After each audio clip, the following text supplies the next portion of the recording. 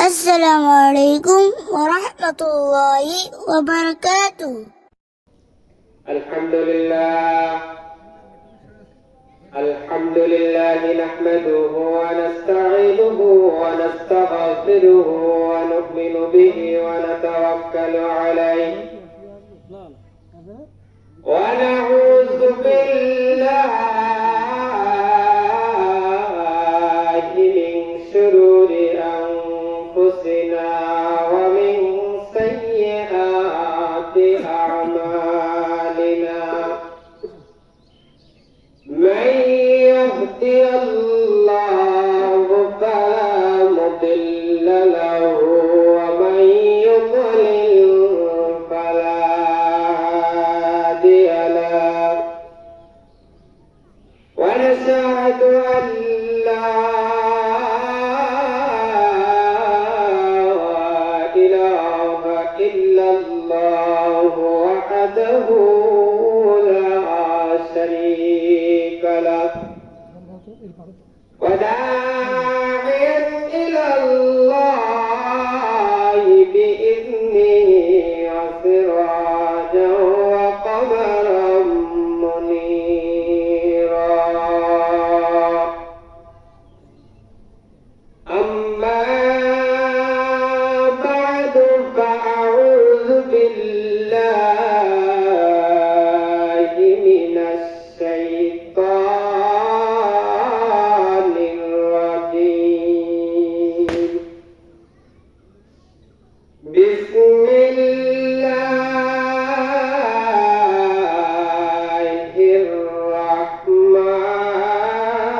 الرحمن الرحيم لن ينال الله لحومها ولا دماؤها ولكن يناله التقوى منكم وقال تعالى إنا أعطيناك الكوثر فصل لربك وانحر عن زيد بن الأرقم قال أصحاب رسول الله صلى الله عليه وسلم يا رسول الله ما هذه الأضاحي قال سنة أبيكم إبراهيم قالوا فما لنا فيها يا رسول الله قال بكل شعرة حسنة قالوا فسوقوا يا رسول الله قال بكل شعرة من السوق الحسنة أو كما قال على النبي الصلاة والسلام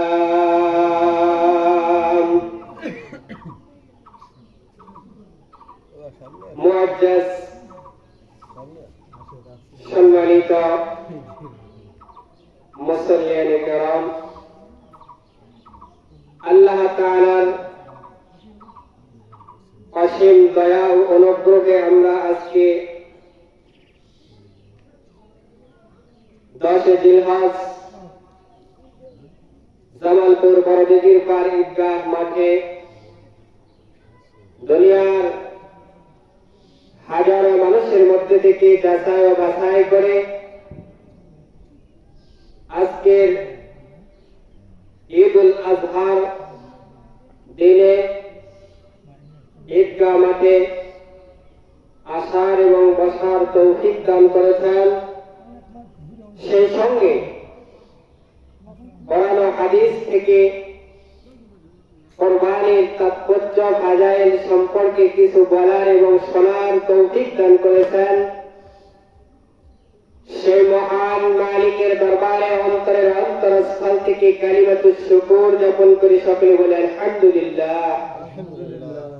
অজস্র কোটি দরুদ ও সালাম নাজিল হক বিশ্বের মানবতার মুক্তির দিশারে জিগার গোশে আমিনা হযরত রাসূল করিম সকলে মুহাব্বতান বলি সাল্লাল্লাহু আলাইহি ওয়াসাল্লাম।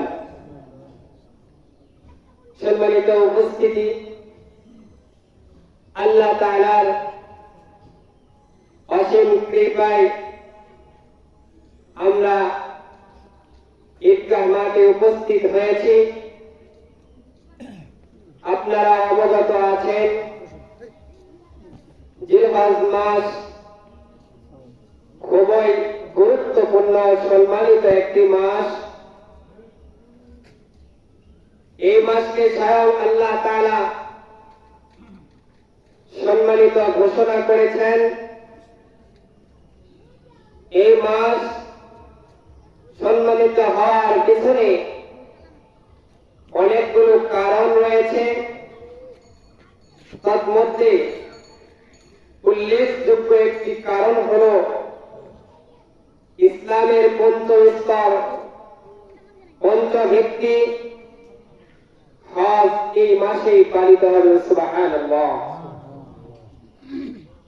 এই মাসে অনুষ্ঠিত হয় সাইয়্যিদুনা ইব্রাহিম খলিলুল্লাহ আলাইহিস সালাতু ওয়াস সালামের সুন্নাত কুরবানি।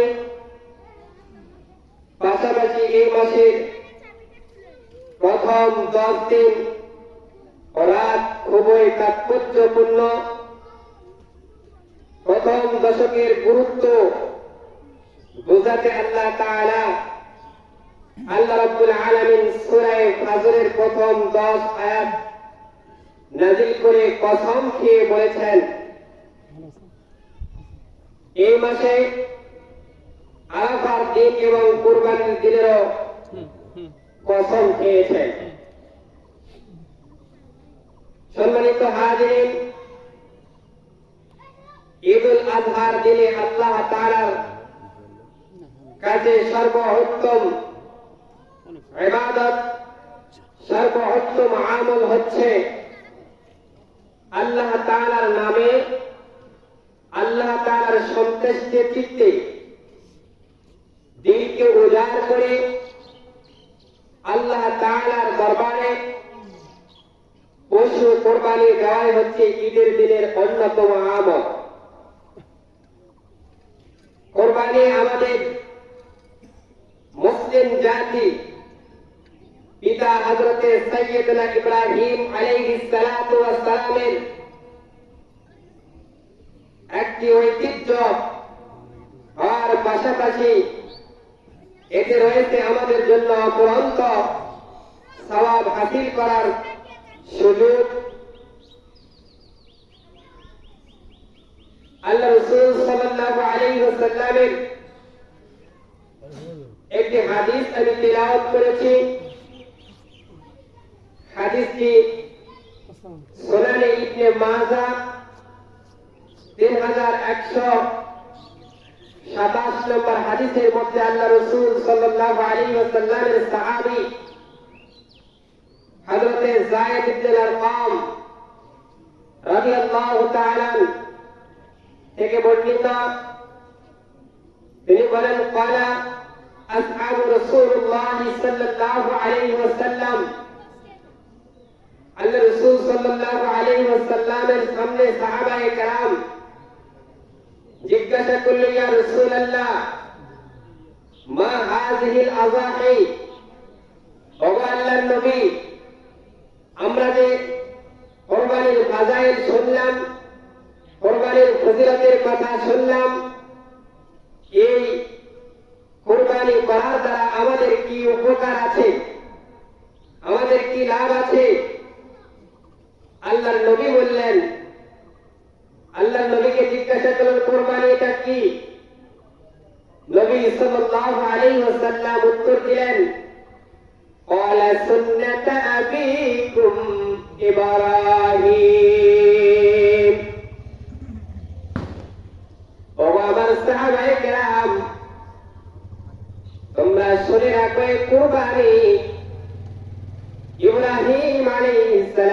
সালামের সুন্নাত। সমস্ত সাহাবায়ে কেরাম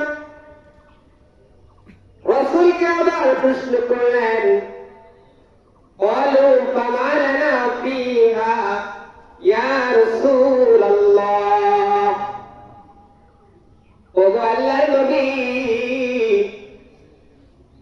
আমরা বুঝলাম আমাদের জাতির পিতা ইব্রাহিম আলাইহিস সালাতু ওয়াস সালামের সুন্নাত, তাহলে এই সুন্নাত আদায় করার দ্বারা আমাদের কোনো ফায়দা, আমাদের কোনো লাভ আছে কিনা? আল্লাহর নবী সাহাবায়ে কেরামের প্রশ্নের জবাব দিলেন, ক্বালা বিকুল্লি শাআরাতিন হাসানা। আল্লাহর নবী বললেন, যে ব্যক্তি আল্লাহ তাআলার রাস্তায় কোরবানি করবে, এই কোরবানি জন্তুর শরীরের মধ্যে যতগুলি লোম আছে, যতগুলি পশম আছে, প্রত্যেকটা পশমের বিনিময়ে তার আমলনামায় একটি একটি করে নেকি লিপিবদ্ধ করা হবে। সাহাবায়ে কেরাম আল্লাহ রাসূলকে আবার জিজ্ঞাসা করলেন, ক্বালু ফাসুকু ইয়া রাসূলুল্লাহ। ও আল্লাহর নবী, অন্যান্য পশুর তুলনায় কিছু সংখ্যক পশু আছে যাদের শরীরের মধ্যে লোম অত্যন্ত বেশি, ভেড়া, দুম্বা, এগুলো শরীরের মধ্যে পশম অনেক বেশি রাসূল। তাহলে কি আমরা ভেড়া বা দুম্বা দ্বারা কোরবানি করলেও আমরা কি সেই সওয়াবের অধিকারী হতে পারবো? আল্লাহর নবী বললেন, ক্বালা বিকুল্লি শাআরাতিন মিন সুকিল হাসানা। আল্লাহর নবী বললেন, হ্যাঁ হ্যাঁ, তোমরা যদি ভেড়া বা দুম্বার মাধ্যমে কোরবানি করো, এই পশুর শরীরে যতগুলি লোম আছে, প্রত্যেকটা লোমের বিনিময়ে তোমাদের আমলনামায় একটি করে নেকি লিপিবদ্ধ করা হবে। এ হচ্ছে কোরবানি ফাজাইল।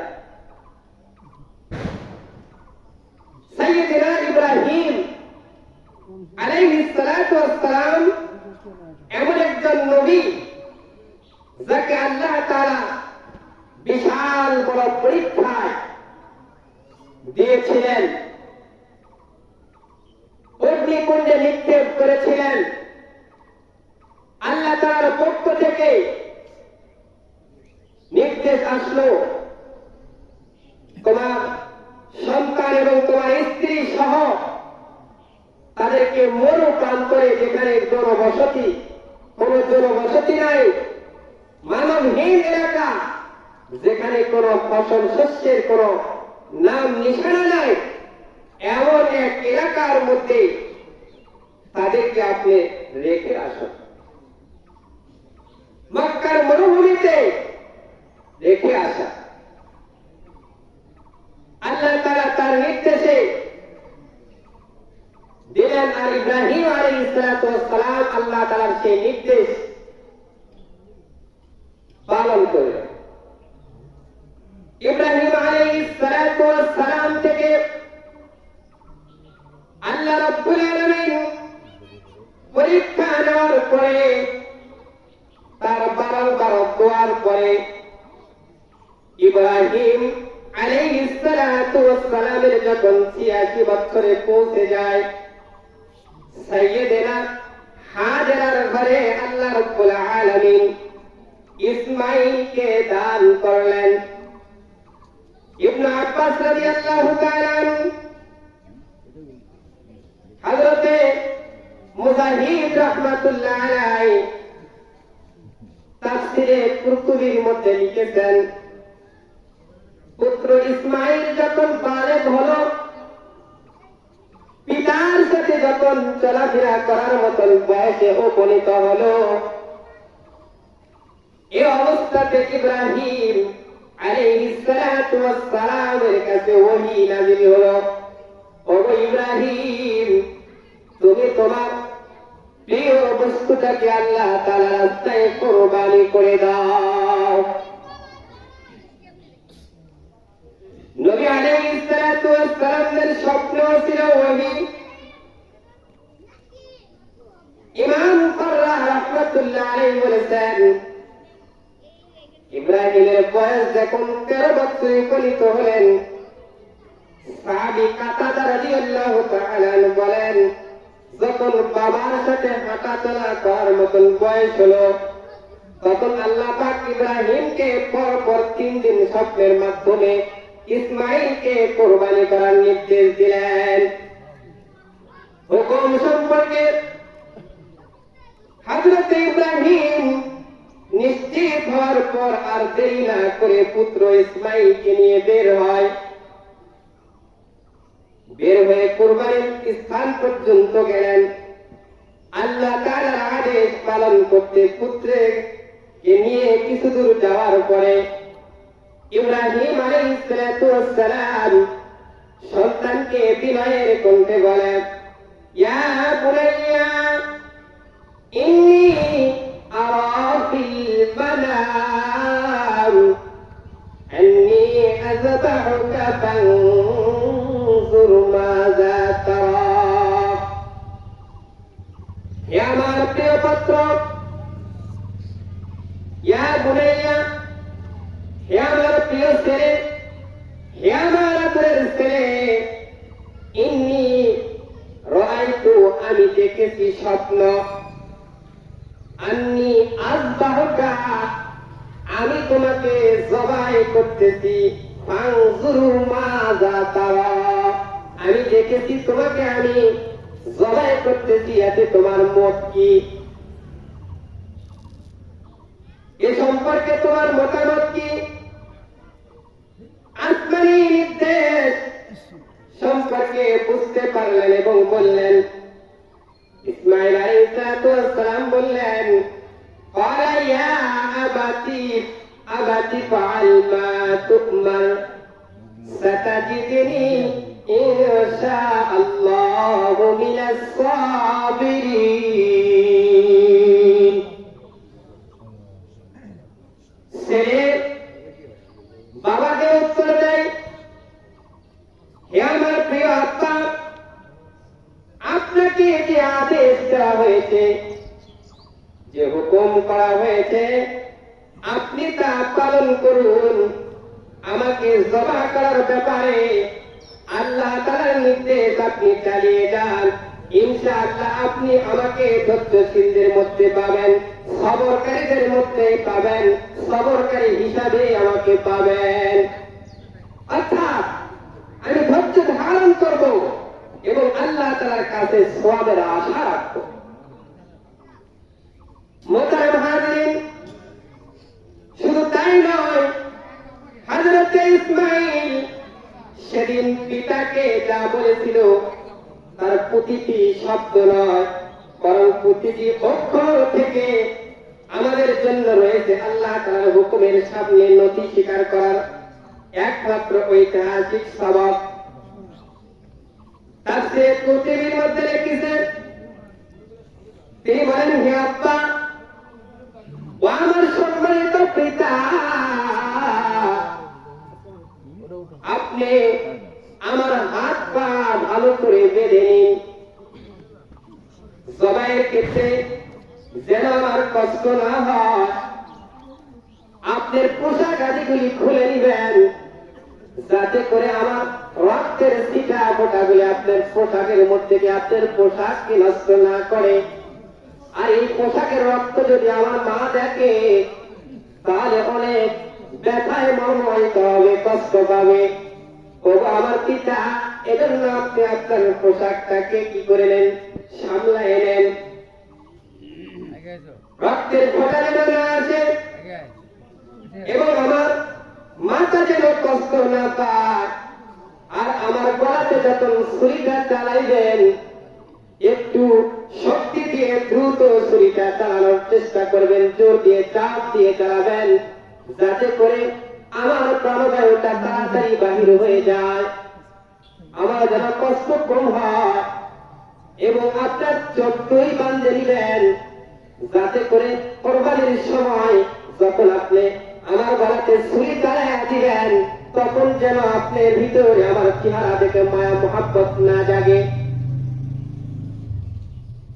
এবং আপনি যখন আমাকে জবাই করবেন তখন উপর করে সহায় দিবেন, যাতে করে আপনার চেহারা আমার চেহারা এক জায়গা হয়ে চেহারার প্রতি একটা মায়া তৈরি হয়।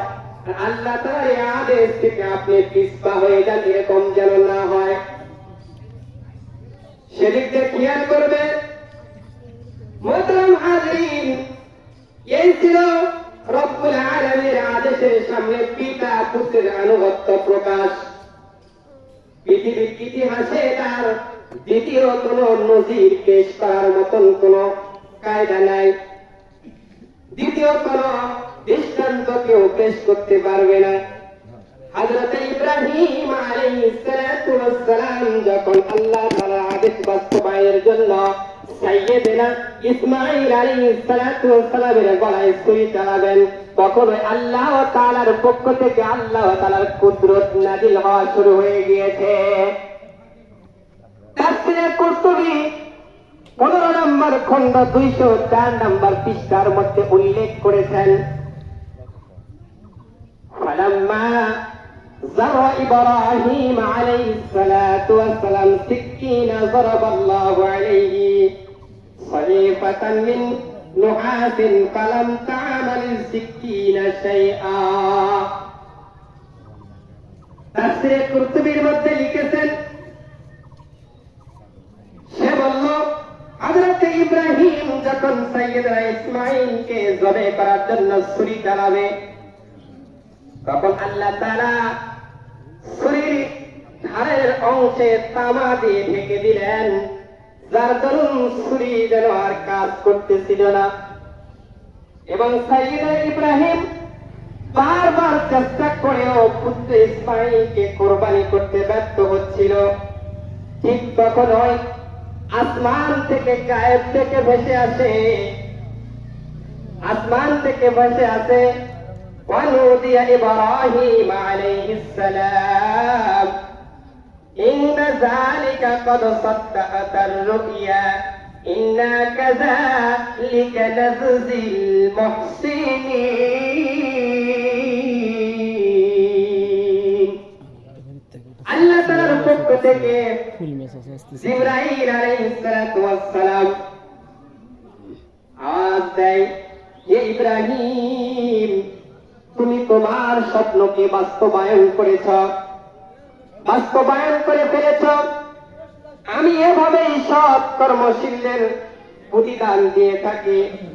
আপন মাহবুবের নির্দেশ পালনের করে আনন্দের সাথে যখন ইব্রাহিম চোখ খুললেন, তিনি দেখতে পেলেন প্রিয় বস্তু, প্রিয় পুত্র হযরতে ইব্রাহিম ইসমাঈল আলাইহিস সালাতু ওয়াস সালাম বাবার পাশেই দাঁড়িয়ে আছে। আর তার পাশে সামনেই জবাই হয়ে পড়ে আছে একটি দুম্বা। তাফসীরে কুরতুবীর মধ্যে,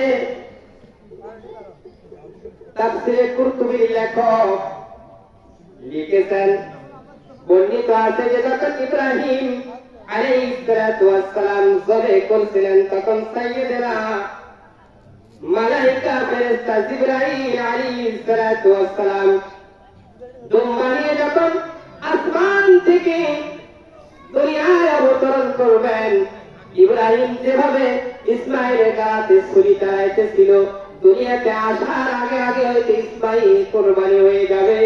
এজন্য আসমান থেকে আওয়াজ দিতে লাগলো, আল্লাহু আকবার, আল্লাহু আকবার। তখন জবিহুল্লাহ হযরতে ইসমাঈল আলাইহিস সালাম বলে উঠলেন, লা ইলাহা ইল্লাল্লাহু আল্লাহু আকবার। আর তখন বাবা ইব্রাহিম আলাইহিস সালাতু ওয়াস সালাম দুইটা শব্দ যখন শুনলেন, একটা ফেরেশতার মুখের আওয়াজ, আরেকটি তার জবিহুল্লাহ ইসমাঈল আলাইহিস সালাতু ওয়াস সালামের কণ্ঠের আওয়াজ। পিতা বললেন, আল্লাহু আকবার, আল্লাহু আকবার, ওয়ালিল্লাহিল হামদ। এভাবে আল্লাহ তাআলার শুকরিয়া আদায় করলো। হযরতে জিবরাইল আলাইহিস সালাতু ওয়াস সালাম সহ দুই মহান ব্যক্তির কথা গুলো আল্লাহ তাআলার কাছে এত পছন্দনীয় হয়েছে যে এই কথাগুলি, এই বাক্যগুলি আল্লাহ রাব্বুল আলামিন সমস্ত উম্মতের জন্য 9 জিলহজ ফজর থেকে শুরু করে 13 তারিখ জিলহজ মাসের 13 তারিখ আসর পর্যন্ত প্রত্যেক সালাতের পরে, প্রত্যেক নামাজের পরে এই তাকবীরটা একবার পুরুষের উপর উচ্চ স্বরে বলা ওয়াজিব করে দিয়েছেন এবং মহিলাদের উপর নিম্ন স্বরে বলা ওয়াজিব করে দিয়েছেন। আল্লাহ তাআলার কাছে এই শব্দদ্বয় এত পছন্দ হয়েছে, যার কারণে কিয়ামত পর্যন্ত 9 জিলহজ থেকে 13 জিলহজ আসর পর্যন্ত প্রত্যেকটা মুসলমান নারীর উপর নামাজের পরে একবার করে তাকবীরে তাসবিহ আদায় করা হচ্ছে ওয়াজিব। মোহতারাম হাজিরিন, সেই সুন্নতে ইব্রাহিম আলাইহিস সালাতু ওয়াস সালাম আমরা যে 10 জিলহজে কোরবানির নামে কোরবানি পালন করে থাকি, কিন্তু আফসোসের সাথে বলতে হয় আমাদের কোরবানিগুলোতে না থাকে ইব্রাহিম আলাইহিস সালাতু ওয়াস সালামের মতো ইখলাস, না থাকে ইব্রাহিম আলাইহিস সালাতু ওয়াস সালামের মতো ইস্তেকামত, না থাকে ইসমাঈল আলাইহিস সালাতু ওয়াস সালামের ত্যাগ ও আত্মসমর্পণ। আল্লাহ পাক আমাদেরকে সবাইকে ইব্রাহিম আলাইহিস সালাতু ওয়াস সালামের ইখলাসের নেক কাজের উপর দৃঢ়তা, ইসমাঈল আলাইহিস সালাতু ওয়াস সালামের বিচক্ষণতার গুণগততা দান করুক। মোহতারাম হাজিরিন, আমাদের যাবতীয় আমল আল্লাহ তাআলার কাছে কবুল হওয়ার জন্য হচ্ছে শর্ত হলো নিয়তকে পরিশুদ্ধ করতে হবে, ইখলাসের সাথে আমল করা, বিশুদ্ধ নিয়ত করা। পাহাড় সমতুল্য স্বর্ণ যদি আমি দান করি আর আমার যদি ইখলাস না থাকে, রিয়া যদি চলে আসে, মানুষকে দেখানোর উদ্দেশ্য যদি চলে আসে, তাহলে পাহাড় পরিমাণ স্বর্ণ যদি আমি আল্লাহর রাস্তায় দান করে দেই, তাহলে এই দানে কোনো ফায়দা হবে না। আর যদি আমার নিয়তকে পরিশুদ্ধ করে ফেলি আর তার মধ্যে থেকে একটি শস্যদানা পরিমাণ যদি আল্লাহ তাআলার রাস্তাতে সদকা করে দেই, আল্লাহ রাব্বুল আলামিন এর বিনিময়ে আমাকে আমলনামার মধ্যে সওয়াব লিপিবদ্ধ করবেন। এজন্য সর্বপ্রথম নিয়তের পরিশুদ্ধি আমাদেরকে আনতে হবে। বিশেষ করে কোরবানি এমন এক প্রাচীন আমল যা আল্লাহ তাআলার তাকওয়া, ইখলাস ও বিশুদ্ধতার নিয়ত ব্যতীত কবুল হয়। এজন্যই তো ইব্রাহিম আলাইহিস সালাতু ওয়াস সালাম কি আত্মত্যাগ স্বীকার করেছেন। পৃথিবীর ইতিহাসে সর্বপ্রথম কোরবানিতে হযরত আদম আলাইহিস সালাতু ওয়াস সালামের 2 সন্তান হাবিল ও কাবিলের মাঝে কোরবানি সংঘটিত হয়েছিল। তাদের একজনের কোরবানি আল্লাহ তাআলার দরবারে কবুল হয়েছিল, একজনের কবুল হয় না। কারণ একজনের ভিতরে খোদা ভয় ছিল, আল্লাহ তার সন্তুষ্টির উদ্দেশ্যে কোরবানি করেছিল, আর একজন দুনিয়ার লোক লালসায় নিজের চাহিদাকে পূরণ করার উদ্দেশ্যে কোরবানি করেছিল। এই জন্য তার কোরবানি কবুল হয়। সে কথা আল্লাহ তাআলা পবিত্র কোরআনে বলে দিয়েছেন, ওয়াতলু আলাইহিম নাবা বানি আদম বিল হক ইযা ক্বাররাবা কুরবানান ফাতুকবিলা মিন আহাদিহিমা ওয়া লাম ইয়াতাকাব্বাল মিনাল আখির قال لا أقتلنك قال إنما يتقبل الله من المتقين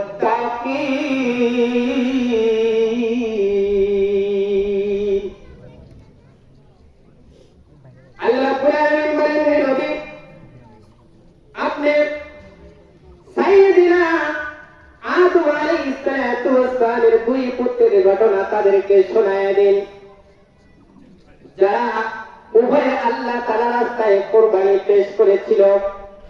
একজনের কোরবানি আল্লাহ তাআলার দরবারে কবুল হয়েছিল, আরেকজনের কোরবানি আল্লাহ তাআলার দরবারে কবুল হয় নাই। যার কোরবানি কবুল হয় নাই সে খোটে বলেছিল লাভ করেন না, আমি তোমাকে হত্যা করব। আর যাকে হত্যা করেছিল সে মার্জিত ভাবে জবাব দিয়েছিল, ইন্নামা ইয়াতাকাব্বালুল্লাহু মিনাল মুত্তাকিন। আল্লাহ তাআলা সব পরায়ণদের কর্ম এভাবেই গ্রহণ করে। আদম আলাইহিস সালামের সন্তান হাবিল এবং কাবিলের মধ্যে যে কোরবানি সংঘটিত হয়েছিল, তাদের একজনের কোরবানি আল্লাহ তাআলা দরবারে কবুল না হওয়ার কারণে ক্ষোভে সে আরেক ভাইকে হত্যা করে দিল, নাহক ভাবে হত্যা করলো। নাহকের সর্বপ্রথম পৃথিবীর মধ্যে নাহক হত্যার রাস্তা করেছে আদম আলাইহিস সালামের সন্তান কাবিল। পৃথিবীর মধ্যে সেখান থেকে শুরু করে আজ পর্যন্ত পৃথিবী কিয়ামতের আগ পর্যন্ত যতগুলি নাহক খুন হবে, নাহক হত্যা হবে, তার 1% পাপের ভাগ আদমের সন্তান কাবিলের আমলনামায় গিয়ে পৌঁছিবে। কারণ দুনিয়ার শুরু লগ্ন থেকে সর্বপ্রথম নাহক হত্যার রাস্তা এই আদমের সন্তান কাবিল উন্মোচন করেছে। সম্মানিত উপস্থিতি, অর্থাৎ আমাদের কোরবানি যে আমরা করব, এই কোরবানি আমরা যে নিয়তেই করি না কেন আমাদের কাছে সবই থাকবে। আল্লাহ রাব্বুল আলামিন কোথাও বলেছেন, লা ইয়ানালাল্লাহু লুহুমুহা ওয়ালা দিমাউহা ওয়ালাকিন ইয়ানালুহুত তাকওয়া মিনকুম। আল্লাহ তাআলা সূরা হজের মধ্যে বলেছেন, তোমাদের কুরবানির গোশত রক্ত কোরবানির কোন অংশ আমি আল্লাহ তাআলার কাছে পৌঁছে না। আমি আল্লাহ তাআলার কাছে পৌঁছে তোমাদের মনের ঐকান্তিক তাকওয়া, তোমাদের মনের ঐকান্তিক চাহিদাটা আমি আল্লাহ তাআলার কাছে পৌঁছে যায়। তোমরা যে নিয়তে কোরবানি দাও না কেন, রাহমাতুল লিল আলামিন বলেছেন একমাত্র আল্লাহ রাব্বুল আলামিন তোমার নিয়ত যাচাই করে। কারণ ইন্নাল্লাহা আলিমুম বিযাতিস সুদূর।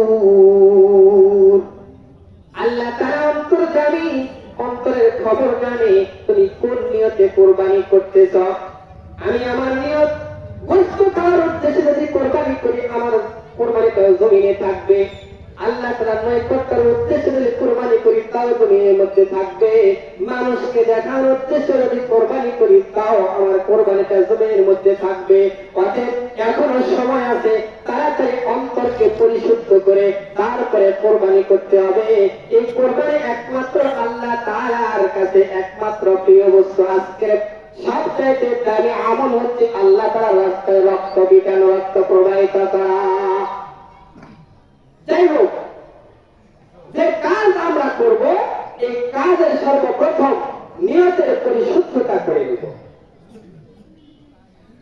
আল্লাহ নবী জনাব মুহাম্মদ রাসূলুল্লাহ সাল্লাল্লাহু আলাইহি ওয়াসাল্লাম এই নিয়তের পরিশুদ্ধতা সম্পর্কে এক হাদিসের মধ্যে বলেছেন, হাদিস এসেছে, ইন্নামা আমালু বিন্নিয়াত। তোমার আমলকে খাঁটি করো, আমলকে সালেহ করো। যদি তোমার খাঁটি আমল হয়, অন্তরের চাহিদাটা যদি একমাত্র আল্লাহ, আল্লাহ রাসূলকে, আল্লাহ তাআলার নৈকট্য লাভের উদ্দেশ্য হয়, তাহলে তোমার এই নিয়তের মাধ্যমে তোমার অনেক সাজা হবে, অনেক সওয়াবের কারণ হয়ে দাঁড়াবে। আর যদি তোমার নিয়ত খারাপ হয়ে থাকে, পাহাড় পরিমাণ 10টা কোরবানি দিলেও তোমার কোন আমলনামায় সওয়াব লিপিবদ্ধ করা হবে না। কারণ তোমার মনের চাহিদা ছিল মানুষকে দেখানোর জন্য, আমি কোটিপতি এর জন্য 20 লাখ টাকার কোরবানি দিচ্ছি, আমি কোটিপতি এর জন্য আমি 2টা কোরবানি করতেছি মানুষকে দেখানোর উদ্দেশ্যে। তা আমার এই নিয়ত যদি কারো থেকে থাকে, নিয়তকে পরিশুদ্ধ করে কোরবানি করব। কারণ কোরবানিটা একমাত্র আল্লাহর নৈকট্য হাসিলের উদ্দেশ্যে করা হয়। মোহতারাম হাজিরিন, আল্লাহ নবী জনাব মুহাম্মদ রাসূলুল্লাহ সাল্লাল্লাহু আলাইহি ওয়াসাল্লাম বলেছেন, তোমরা কোরবানি যে নিয়তেই করো না কেন কোরবানি তো তোমাদের জমিনে থেকে যাবে। এই জন্য নিয়তকে পরিশুদ্ধতা করো। কারণ কোরবানির পশুর প্রথম প্রকারাত্ম জমিনে পড়ার আগে আগে আল্লাহ রাব্বুল আলামিন তার কোরবানিকে কবুল করে নেয় এবং ওই কোরবানি দাতা কোরবানির সামনে উপস্থিত থাকে। প্রথম প্রকারাত্ম জমিনে পড়ার সাথে সাথে তার আমলনামার সমস্ত গুনাহ সগীরাগুলি আল্লাহ ক্ষমা করে দেন। এজন্য কোরবানি দাতা যারা আমরা আছি কোরবানির স্থানে কোরবানির পশুর কাছে উপস্থিত থাকবো। এটা রাসূলের একটা সুন্নাত। মুআজ্জাজ হাজিরিন, আমরা সময় দিয়েছিলাম 9টা, আপনারা আসতেছেন 9টার সময়। কিবা বয়ান শুনবেন, কিবা মাসালা শুনবেন, কিভাবে বাজ আবার কেস লাগাবেন আল্লাহ ভালো জানে। আমরা এ পর্যন্ত কোরআন ও হাদিস থেকে কোরবানির তাৎপর্য এবং কোরবানির কিছু ফাজাইলের কথা আমরা শুনলাম।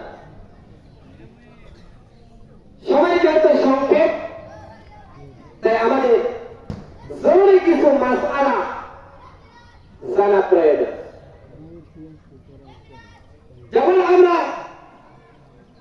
যেহেতু কোরবানি অন্তিম টাইম চলে এসেছে, কোরবানির নিয়ত আমরা করে ফেলেছি, ক্রয় করে ফেলেছি, এখন পালা হচ্ছে জবাইয়ের পালা। অনেকের প্রশ্ন যে আমরা কোরবানি করব, যেমন কালকে আমাকে একজন প্রশ্ন করেছে যে একটা ছাগলের মধ্যে 2 জন অংশদারকে কোরবানি করা যাবে কিনা। ফিকহ কিতাবগুলিতে এসেছে একটা ছাগল শুধু খালি একজনের পক্ষ থেকে কোরবানি হবে, দ্বিতীয় কোন অংশীদার সংযোগ করলে তার কোরবানি বাতিল বলে গণ্য হবে। অনুরূপভাবে গরু, মহিষ, ওট এগুলোর মাধ্যমে যদি কেউ কোরবানি করতে চায়, একটা একাও করতে পারবে এবং 7 শরীকেও একটা গরু বা ওট বা মহিষ কোরবানি করতে পারবে। যাই হোক, আমরা কোরবানি যেহেতু ক্রয় করে ফেলেছি, এখন আমাদের নামাজ শেষে সর্বপ্রথম কাজ হচ্ছে কোরবানিটা আল্লাহ রাস্তায় জবাই করা। ভাই, সামনে জায়গাগুলি একটু পূরণ করি, পিছনে অনেকে দাঁড়িয়ে আছে, আমরা সামনে জায়গাগুলি পূরণ করি, অনেক জায়গা ফাঁকা দেখা যাচ্ছে। আমরা কোরবানি পশু জবাই করা, নিজের পশু নিজে জবাই করা হচ্ছে সবচাইতে উত্তম। যদি জবাইয়ের কায়দা কৌশল জানা থাকে তাহলে নিজের কোরবানি নিজে জবাই করা উত্তম।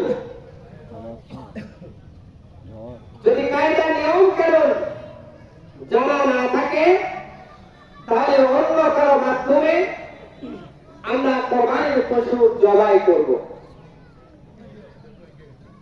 কোরবানির পশু জবাই করার সময় কিবলামুখী করে শোয়ানো মুস্তাহাব এবং জবাইকারীকে কিবলার দিকে হওয়া, ইচ্ছাকৃতভাবে কিবলা পরিবর্তন না করা। জবাই করার সময় জবাইকারী বিসমিল্লাহি আল্লাহু আকবার বলে কোরবানি করবে।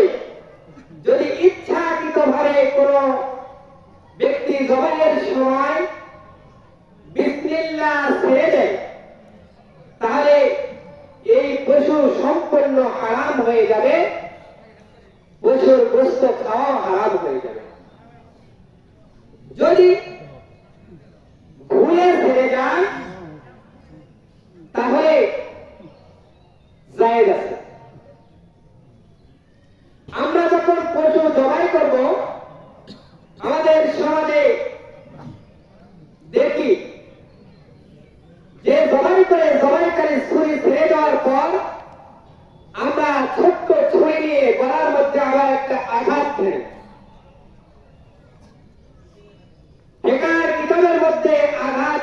সম্পূর্ণভাবে নিষেধ করেছেন। কারণ এতে করে গরুর হাত অ্যাটাক করে মারা যায়, আর মারা গেলে তখন কুরবানি নাজায়েজ হবে এবং সে গোশতগুলি হারাম হবে। বিধায় আমরা এই কাজ কখনোই করব না।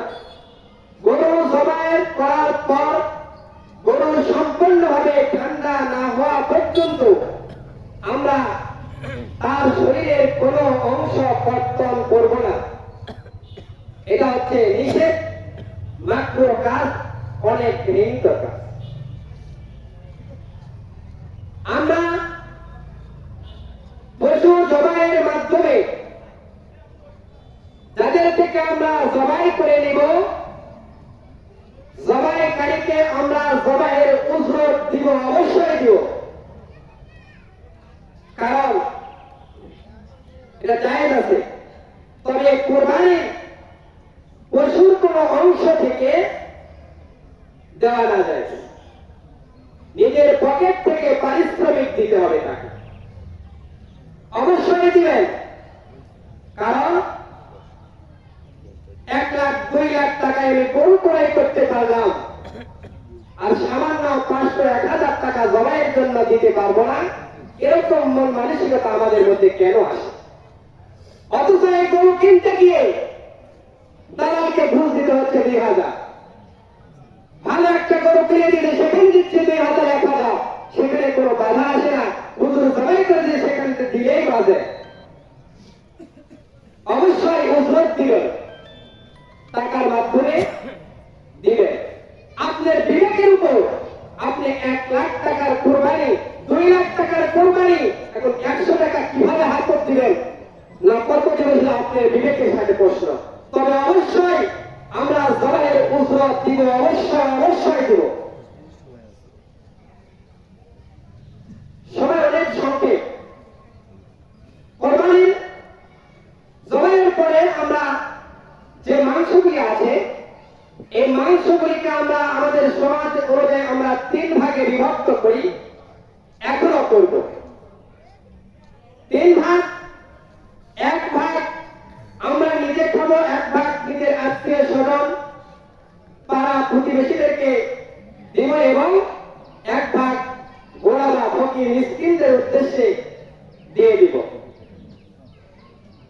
আমরা যারা শরীরকে কোরবানি করব, কোরবানি করার পর প্রত্যেক শরীরকে ওজন করে গোশত বন্টন করতে হবে।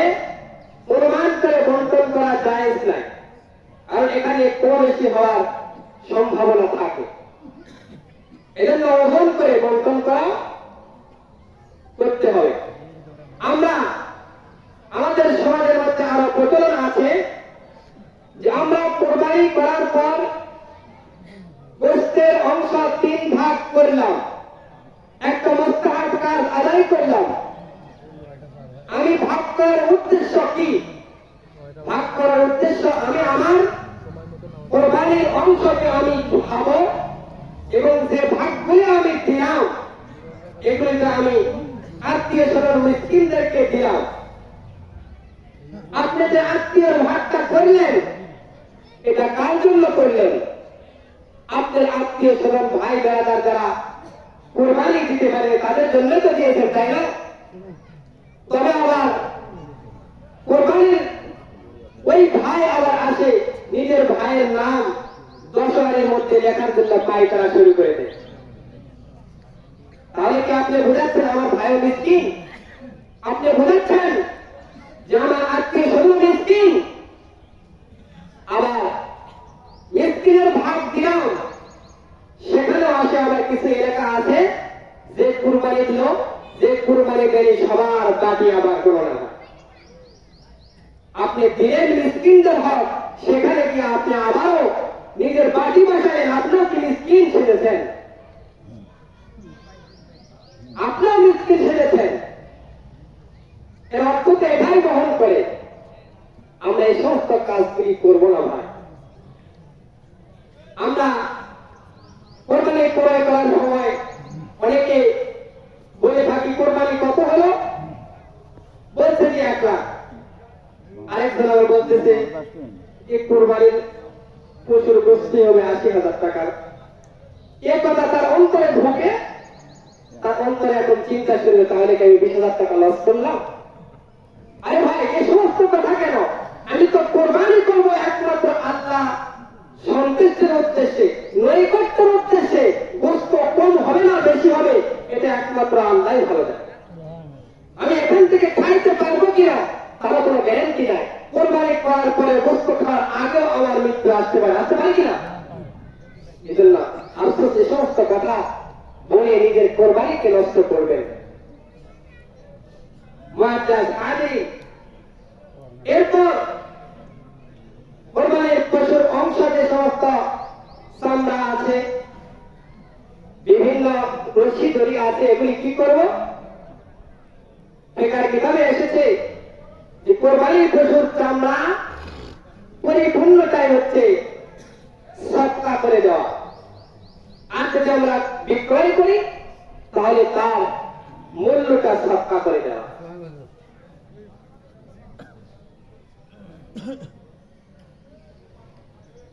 মূল্যটা সদকা করে দেয়।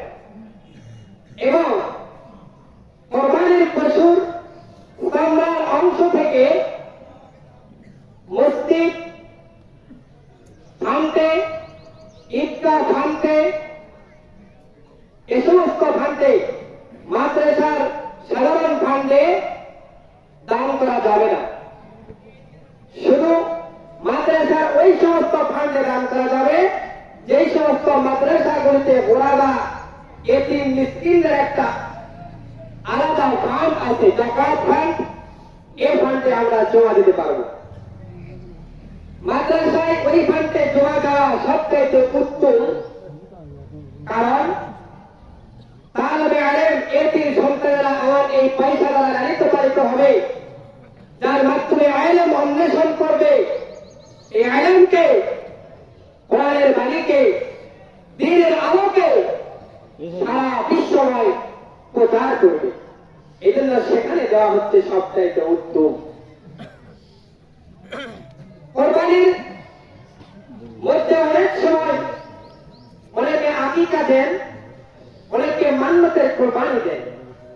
আকিকা যদি কেউ দিয়ে থাকে তাহলে আকিকার কোরবানির সৃষ্টিও কোরবানির মতোই, শুধু ভিন্নতা মান্যতার ক্ষেত্রে। যদি কেউ মান্যতের কোরবানি করে থাকে তাহলে এই মান্যতের কোরবানির গোস্ত সমুদয় ফকির মিসকিনদের মাঝে বন্টন করতে হবে। আপনি এক টুকরাও খাইতে পারবেন।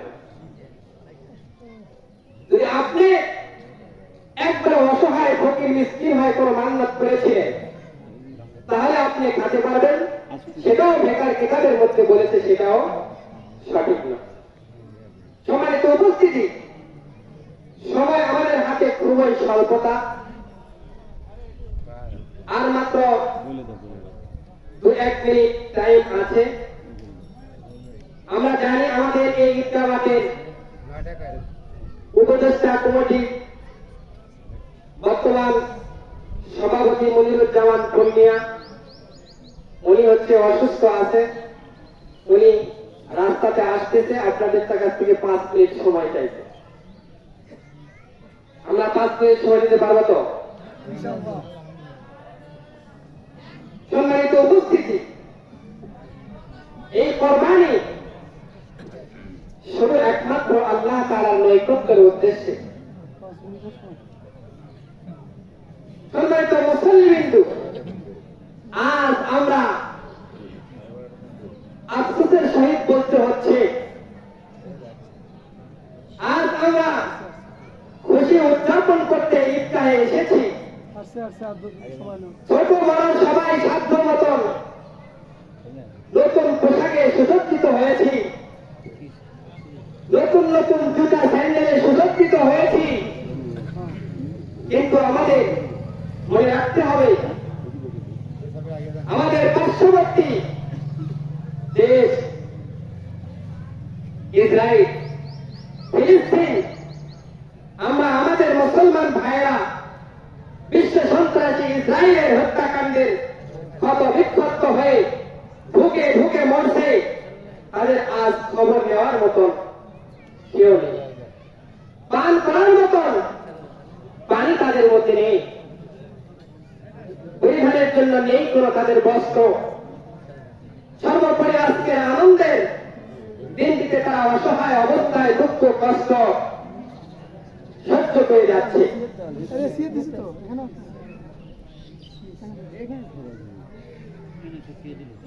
তাদের এই দুরবস্থা যে নাপাক দেশটি করেছে তার নাম হলো রক্ত পিপাসু ইসরায়েল।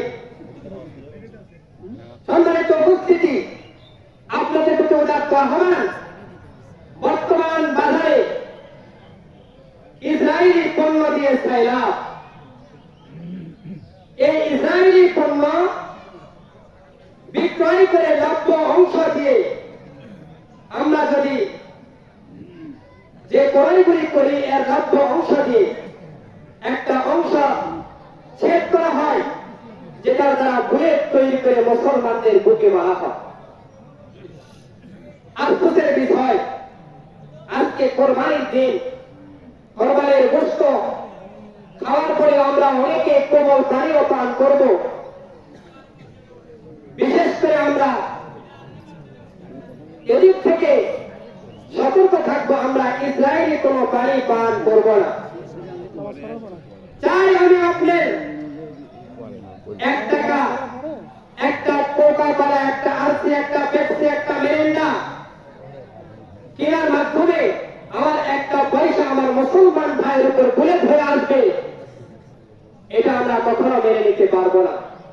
তাই আপনারা নিজে নিজে চেষ্টা করবেন ইসরায়েলি এ সমস্ত কোমল পানীয় থেকে নিজেকে বেঁচে রাখার চেষ্টা করবেন।